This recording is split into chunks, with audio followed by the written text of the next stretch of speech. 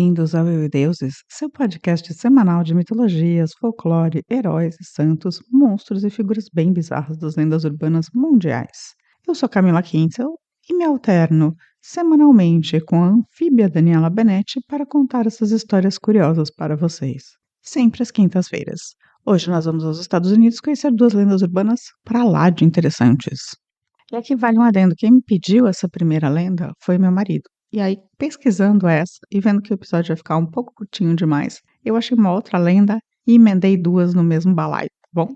A primeira delas é o Loveland Frog, uma criatura bem curiosa que faz parte do folclore de Ohio, nos Estados Unidos, desde 1955. De acordo com as lendas, no meio de uma noite escura em Ohio, na cidade de Loveland, no meio de uma rodovia rural, e em algumas lendas mais especificamente no mês de maio, havia um vendedor dirigindo seu carro em direção à cidade de Branch Hill. Dirigindo meu carro, eu vou à praia, dirigindo meu carro, o sinal vermelho parou. E foi lá que ele viu uma figura, em pé nas patas traseiras, na beira da estrada. A figura tinha entre 90 centímetros e 1,20 m, o corpo coberto com uma pele meio como se fosse couro de cor cinza e cara de sapo.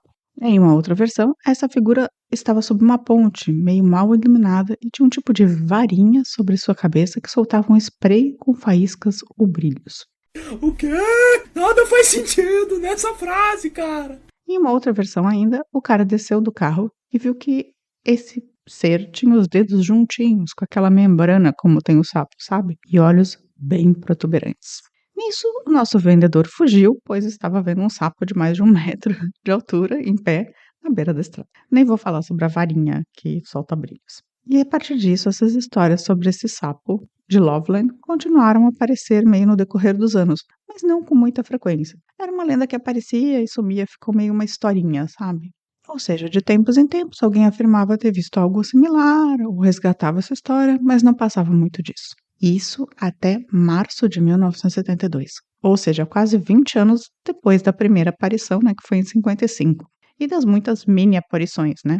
Olha, apareceu, miserável! Tu tava onde, papá? É porque tá rolando a treta. O policial chamado Ray Shockey estava dirigindo seu carro no dia 3 de março de 1972, a 1h da manhã, perto da fábrica de botas Totes e do rio Little Miami, quando um animal bizarro atravessou a estrada na frente do seu veículo. Ele parou o carro e os faróis iluminaram a besta, que, segundo ele, tinha entre 90 centímetros e 1,20 m, pesava entre 25 e 35 quilos e tinha esse tipo de pele que parecia um couro. Ele viu o animal, que antes estava agachado como um sapo, ficar nas duas patas traseiras e depois escalar o guardrail da estrada, escalando, né, para ter acesso ao rio, que ficava do outro lado dessa barreira. Tá fugindo aqui, ó. Ele chegou a ver algumas marcas de arranhões no metal, né, no guardrail onde esse bicho havia atravessado. Mas calma que essa história só melhora.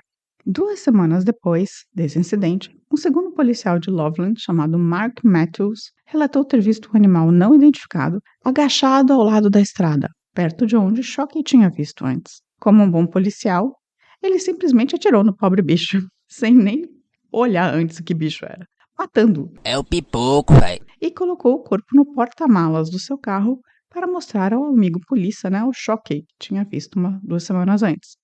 De acordo com Matthew, o bicho era uma iguana de cerca de 1 metro de comprimento que, tcharam, não tinha rabo. O próprio Matthew não tinha reconhecido o animal anteriormente por toda essa falta de cauda, né? Basicamente, o que as pessoas estão dizendo é que uma iguana sem cauda é o homem-sapo. Parece, porém, que essa história da iguana não foi tão divulgada quanto o original do homem-rã, o homem-sapo. E por que será, né? É muito mais legal ter um homem-sapo minúsculo por aí do que uma iguana sem rabo. Mas agora fica a pergunta, será que essa iguana morta por truculência policial era a mesma que o vendedor viu em 1955? Não sei, mas fui pesquisar e as iguanas vivem em média 15 anos. Nesse caso, ela teria 17, 18 anos. Ou seja, é possível, mas não provável. Aqui tem informação! Outra coisa curiosa é como que essa iguana foi para lá, já que elas não eram nem um pouco nativas da região de Ohio, que é fria. A teoria é de que alguma pessoa tinha uma iguana de estimação e ela cresceu demais a ponto de virar uma iguana de quase 1 metro e a pessoa simplesmente jogou na natureza. Como ela perdeu o rabo? Mistério.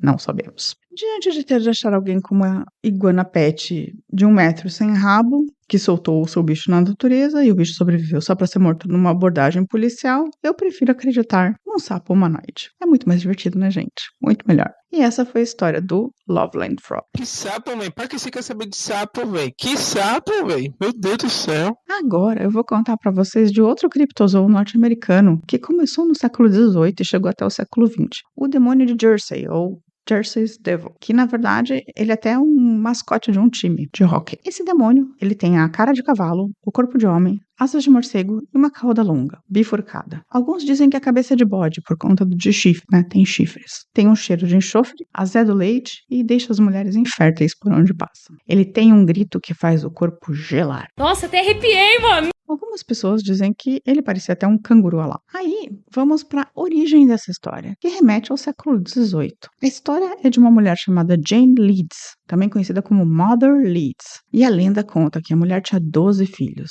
e então descobriu que estava grávida de novo. Ela simplesmente não aguentou. Decidiu amaldiçoar o próprio filho, falando que ia ser um diabo. Foi um erro, né, amiga? Um erro. Aí, na hora do parto, em 1735, durante, claro, uma tempestade terrível, essa moça pariu, em frente a várias testemunhas. Um bebê que nasceu normal, mas, tchananã, em poucos minutos se transformou na frente de todos e virou um ser com cabeça de bode, cascos de bode, asas de morcego e cauda bifurcada. Essa criança saiu voando e gritando pela chaminé e fugiu. Recém-nascido voador. Gente, é isso aí.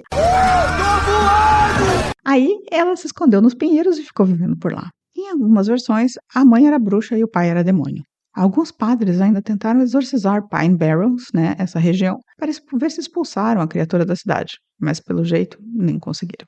Alguns historiadores afirmam que, na verdade, o fato é que aquela região, naquela época, era muito perigosa, cheia de gangues de ladrões, e fez com que as pessoas da época criassem essa lenda para que as pessoas evitassem passar por lá.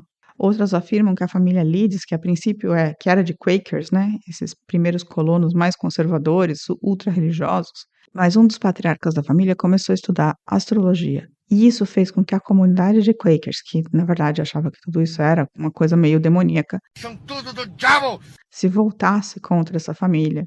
E aí começasse a criar lenda em volta, dizendo que eles eram os pais do demônio. E tem uma terceira teoria ainda sobre a criação desse diabo de Jersey, que é que, na verdade, a família Leeds também tinha um serviço de gráfica que era concorrente do Benjamin Franklin. E, num tipo de fofoca para tirar os concorrentes do negócio, acabaram ligando essa família ao diabo. Mas assim, com a crença, né, todo mundo para evitarem os negócios da família. Será que o Benjamin Franklin inventou uma fake news de diabo? You are fake news. Olha só. A questão é que depois do século XVIII, a história foi sendo contada, mas sem muita comoção. Era uma lenda. Mas, em 1909, uma sequência de avistamentos dessa criatura levou ao que muitos consideraram um pânico coletivo. Tudo aconteceu em apenas uma semana, entre os dias 16 e 23 de janeiro de 1909. Centenas de relatos de encontros com o diabo de Jersey foram relatados entre o sul de Jersey e a Filadélfia.